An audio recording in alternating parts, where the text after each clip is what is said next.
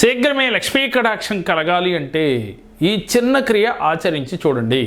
9 శుక్రవారముల పాటు మీరు విష్ణాలయంకు వెళ్ళి పులగాన్ని చేసుకుని ఆ స్వామికి నివేదన చేసి అది వితరణ చేయండి. ఇలా 9 శుక్రవారములు వారానికి ఒక్కరోజు చేసినట్లయితే మీకు శీఘ్రమే లక్ష్మీ కటాక్షం కలిగి తీరుతుంది.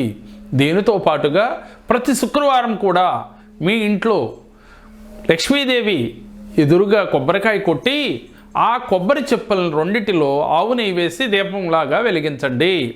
ఇలా 9 శుక్రవారములు చేయండి. అలాగే మీ పెరట్లో కానీ లేక మీరున్న ప్రదేశంలో కానీ దానిమ్మ చెట్టు పెట్టి పోషిస్తూ ఉండండి.